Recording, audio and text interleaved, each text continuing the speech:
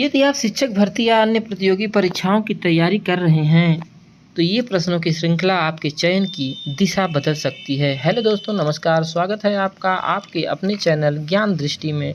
आज मैं आप लोगों के लिए सामाजिक विज्ञान विषय से संबंधित 50 प्रश्नों की एक महत्वपूर्ण श्रृंखला लेकर के आया हूँ, जो आपकी आगे होने वाली यूपीटीईटी व अन्य प्रतियोगी परीक्षाओं के लिए बहुत ही महत्वपूर्ण है।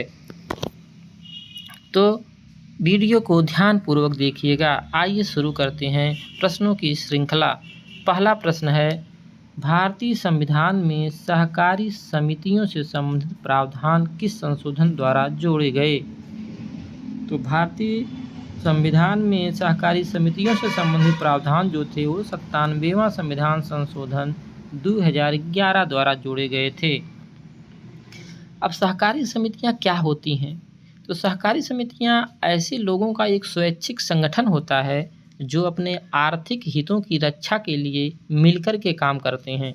इनका मुख्य उद्देश्य लाभ कमाना नहीं बल्कि अपने सदस्यों की सहायता करना होता है।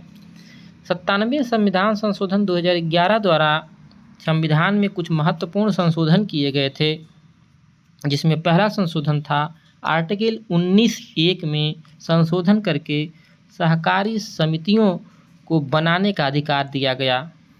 दूसरा संशोधन था आर्टिकल 43(b) जोड़ करके राज्य को सहकारी समितियों को बढ़ावा देने का निर्देश दिया गया। और तीसरा महत्वपूर्ण संशोधन था, संविधान में एक नया भाग 9b जोड़ा गया, जिसमें अनुच्छेद 243(ZH) से 243(ZT) तक जोड़ा गया। अगला प्रश्न है, कॉर्बेट राष्ट्रीय उद्यान किस नदी के किनारे स्थित है? तो इसका उत्तर हो जाएगा दोस्तों रामगंगा नदी। यह कॉर्बेट राष्ट्रीय उद्यान उत्तराखंड में स्थित है और उत्तराखंड के नैनीताल और पौड़ी गढ़वाल जिले में स्थित है। यह रॉयल बंगाल टाइगर के लिए प्रसिद्ध है। इसे जिम कॉर्बेट नेशनल पार्क के नाम से भी जाना जाता है। अगला प्रश्न है, भारत का पहला कृषि विश्वविद्यालय कहाँ स्थापित किया गया था? तो भारत का पहला कृषि विश्वविद्यालय पंतनगर उत्तराखंड में स्थापित किया गया था। इंदिरा पॉइंट किस द्वीप पर स्थित है? इंदिरा पॉइंट, तो इंदिरा पॉइंट जो है ये ग्रेट निकोबार द्वीप में स्थित है।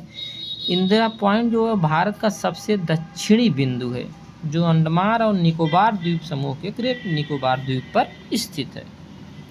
अगला क्वेश्चन है, डोंगरी भाषा मुख्यतः किस केंद्र शासित प्रदेश या राज्य में बोली जाती है? तो डोंगरी भाषा ये जम्मू कश्मीर राज्य में बोली जाती है। भारत में सबसे पहले किस राज्य में त्रिस्तरीय पंचायती राज व्यवस्था लागू की गई? त्रिस्तरीय पंचायती राज व्यवस्था, तो त्रिस्तरीय पंचायती राज व्यवस्था सर्वप्रथम भारत में राजस्थान में लागू की गई थी।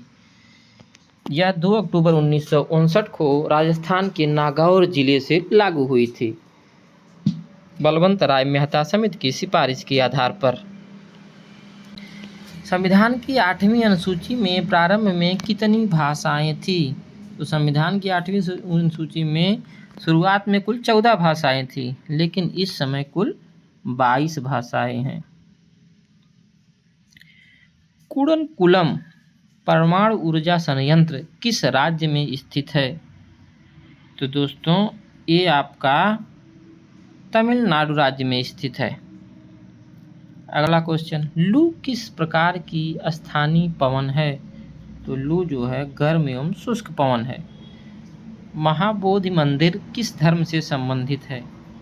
अगला क्वेश्चन है, महाबोधि मंदिर किस धर्म से संबंधित है? तो महाबोधि मंदिर जो है ये बौद्ध धर्म से संबंधित है। यह बिहार के बोध गया में स्थित है। यह वही स्थान है जहाँ पर महात्मा बुद्ध जी को बोधि वृक्ष के नीचे ज्ञान प्राप्त हुआ था। अगला क्वेश्चन है, इब्न बतूता किस देश का यात्री था? तो इब्न बतूता जो है ये मोरक्को का यात्री था और यह मोहम्मद बिन तुगलक के शासनकाल में लगभग 1333 ईस्वी में भारत आया था। ये काफ़ी विद्वान था। इसकी विद्वता से प्रभावित होकर के मोहम्मद बिन तुगलक ने इसे दिल्ली का काजी नियुक्त किया था। काजी का मतलब होता है न्यायाधीश। अगला क्वेश्चन, दीन ए इलाही को स्वीकार करने वाला एकमात्र प्रमुख राजपूत शासक कौन था? तो दीन ए इलाही धर्म को स्वीकार करने वाला एकमात्र राजपूत शासक जो था वो बीरबल था। अब दीन ए इलाही क्या था? तो दीन ए इलाही एक धर्म था जिसको अकबर ने 1582 ईस्वी में चलाया था और इसका मुख्य उद्देश्य था सभी धर्मों के बीच आपसी सद्भाव एवं शांति स्थापित करना। अगला क्वेश्चन है, दहसाला व्यवस्था किसने लागू की थी? दहसाला व्यवस्था, तो इसका उत्तर हो जाएगा राजा टोडरमल। अब दहसाला व्यवस्था क्या थी? अकबर के द्वारा 1580 ईस्वी में उसके वित्त मंत्री टोडरमल द्वारा शुरू की गई एक भू राजस्व प्रणाली थी, यानी ये भूमि से कर लेने की एक व्यवस्था थी। इसमें 10 वर्षों में विभिन्न फसलों की उपज और उसके औसत बाजार मूल्य का अध्ययन किया जाता था। उसके बाद लगभग 1/3 भाग लगान के रूप में वसूला जाता था। अगला क्वेश्चन है, माउंटबेटन योजना कब घोषित की गई थी? तो माउंटबेटन योजना 3 जून 1947 को घोषित की गई थी। इसी के आधार पर भारत का विभाजन हुआ और भारत और पाकिस्तान नामक 2 स्वतंत्र डोमिनियन राष्ट्र का निर्माण हुआ। इसे 3 जून प्लान के नाम से भी जाना जाता है। अगला क्वेश्चन, भारत में पहली बार राष्ट्रीय आपातकाल किस वर्ष लागू किया गया? तो भारत में पहली बार आपातकाल जो लगा था 1962 में लगा था। 26 अक्टूबर 1962 को ये घोषित किया गया था। यह भारत और चीन के युद्ध के दौरान लगाया गया था, जो लगभग 10 जनवरी 1968 तक प्रभावी रहा। इस समय तत्काल प्रधानमंत्री जवाहरलाल नेहरू थे। उन्हीं की सलाह पर राष्ट्रपति डॉक्टर सर्वपल्ली राधाकृष्णन के द्वारा लगाया गया था। अगला क्वेश्चन है, भारत का मैग्ना कार्टा किस अधिनियम को कहा जाता है? तो भारत का मैग्ना कार्टा जो है ये 1773 का रेगुलेटिंग एक्ट को कहा जाता है। अगला क्वेश्चन है, काकरा पार परमाणु ऊर्जा संयंत्र किस राज्य में स्थित है? तो ये जो है ये गुजरात राज्य में स्थित है। नंदा देवी किस पर्वत श्रृंखला का भाग है? तो ये हिमालय पर्वत श्रृंखला का भाग है। अगला क्वेश्चन, भारत का सबसे बड़ा प्रवाल द्वीप समूह कौन सा है? तो ये है आपका लक्षद्वीप। अब आती है बात प्रवाल द्वीप। प्रवाल द्वीप क्या होता है? तो प्रवाल द्वीप होता है कि समुद्र में रहने वाले छोटे छोटे जीवों के अवशेषों और कठोर कंकाल से यह बना होता है, या मिट्टी या किसी चट्टान से नहीं बना होता है। अगला क्वेश्चन है, कांडला बंदरगाह का नया नाम क्या है? तो कांडला बंदरगाह का नया नाम है दीनदयाल बंदरगाह। ये गुजरात में स्थित है। इसे पश्चिमी भारत का प्रमुख समुद्री द्वार भी कहते हैं। अगला क्वेश्चन है, भारत में सर्वाधिक जूट मिलें किस राज्य में स्थित हैं? तो ये जो है आपके पश्चिम बंगाल में स्थित है। भारतीय संविधान में लोक कल्याणकारी राज्य की अवधारणा किस भाग में निहित है? तो इसका उत्तर हो जाएगा दोस्तों राज्य के नीति निर्देशक तत्व। भाग 4 के राज्य के नीति निर्देशक तत्वों में निहित है। आर्टिकल 38 में यह स्पष्ट किया गया है कि राज्य जनता के कल्याण को बढ़ावा देने के लिए सामाजिक व्यवस्था बनाएगा। अगला प्रश्न है, भारतीय पुनर्जागरण का जनक किसे कहा जाता है? तो दोस्तों भारतीय पुनर्जागरण का जनक राजा राम मोहन राय को कहा जाता है। अगला क्वेश्चन है, अल हिलाल समाचार पत्र का प्रकाशन किसने प्रारंभ किया था? तो इसका उत्तर हो जाएगा मौलाना अबुल कलाम आज़ाद ने। अगला क्वेश्चन है, भारतीय संविधान की प्रस्तावना में समाजवादी और पंथ निरपेक्ष शब्द किस संशोधन द्वारा जोड़े गए थे? तो ये था 42वां संविधान संशोधन द्वारा।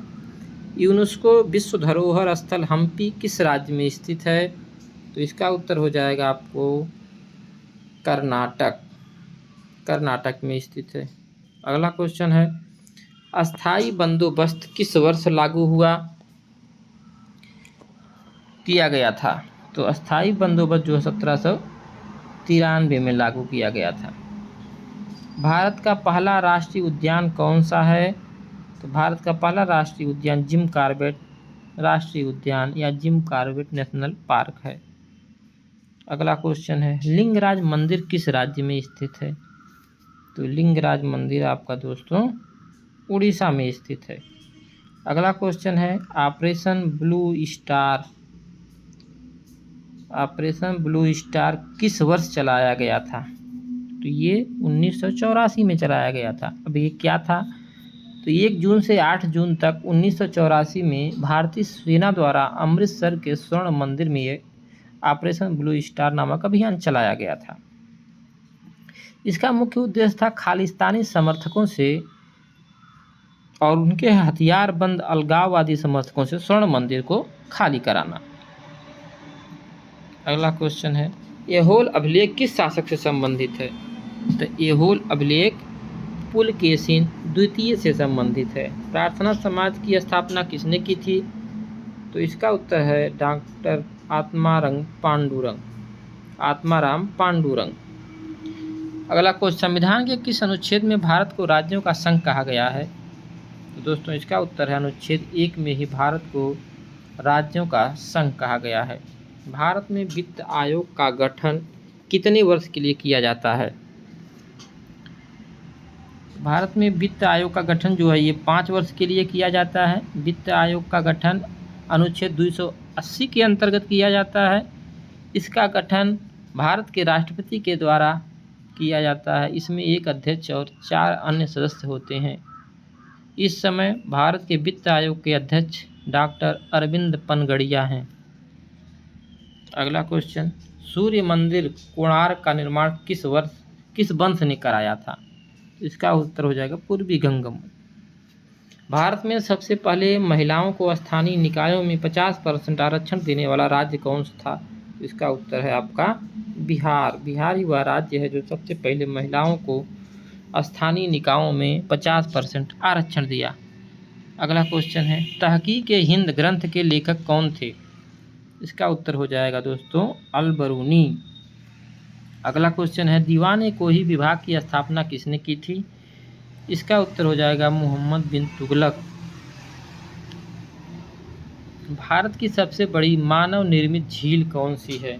इसका उत्तर है आपका गोविंद बल्लभ पंत सागर। ये रिहंद जलाशय पर बनाई गई है। कर्क रेखा भारत के कितने राज्यों से होकर के गुजरती है? तो कर्क रेखा जो है ये भारत के 8 राज्यों से होकर के गुजरती है। जो 8 राज्य हैं वो हैं गुजरात, राजस्थान, मध्य प्रदेश, छत्तीसगढ़, झारखंड, पश्चिम बंगाल, त्रिपुरा और मिजोरम। इसके लिए दोस्तों एक शॉर्ट ट्रिक भी है जिसे आप ट्रिक के माध्यम से याद कर सकते हैं। ट्रिक है मित्र पर गमछा झार। इसी में ये 8 राज्य आ जाते हैं। अगला क्वेश्चन है, भारत के संविधान का कौन सा भाग चुनाव से संबंधित है? तो ये भाग 15 चुनाव से संबंधित है। लोकसभा का कार्यकाल बढ़ाने का अधिकार किस स्थिति में होता है? तो लोकसभा बढ़ाने का कार्यकाल जब राष्ट्रीय आपात देश में लागू हो उसी समय बढ़ाया जा सकता है। अगला क्वेश्चन, भारतीय संविधान में संशोधन की प्रक्रिया किस देश के संविधान से प्रेरित है? तो भारतीय संविधान में संशोधन की प्रक्रिया जो है ये दक्षिण अफ्रीका के संविधान से ली गई है। अगला क्वेश्चन है, भारतीय संविधान का कौन सा अनुच्छेद राष्ट्रपति को अध्यादेश जारी करने की शक्ति देता है? तो संविधान का अनुच्छेद 123 जो है राष्ट्रपति को अध्यादेश जारी करने की शक्ति देता है। अगला क्वेश्चन है, भारत में केंद्रीय आलू संस्थान कहाँ स्थित है? तो ये शिमला हिमाचल प्रदेश में स्थित है। नागार्जुन सागर बांध किन 2 राज्यों के बीच स्थित है? तो ये है उत्तर आपका तेलंगाना और आंध्र प्रदेश में। अगला क्वेश्चन है, संगमरमर की नगरी के नाम से कौन सा भारतीय शहर प्रसिद्ध है? जिसका उत्तर हो जाएगा किशनगढ़ राजस्थान। इलाहाबाद संधि 1765 ईस्वी में किनके बीच हुई थी? इसका उत्तर हो जाएगा दोस्तों रॉबर्ट क्लाइव और मुगल सम्राट शाह आलम द्वितीय के बीच में हुई थी। अगला क्वेश्चन है, भारत का प्रथम समाचार पत्र कौन सा था? तो भारत का प्रथम समाचार पत्र बंगाल गजट था। भारतीय संविधान के किस अनुसूची में दल बदल विरोधी कानून का प्रावधान है? तो दल बदल विरोधी कानून जो कानून का प्रावधान है ये भारत की 10वीं अनुसूची में शामिल है। इसी के साथ इस प्रश्नों की श्रृंखला समाप्त होती है दोस्तों। यदि ये प्रश्न आपको पसंद आते हैं तो आप हमारे चैनल को सब्सक्राइब कीजिएगा और अपने दोस्तों को शेयर भी ज़रूर कीजिएगा। धन्यवाद। जय हिंद।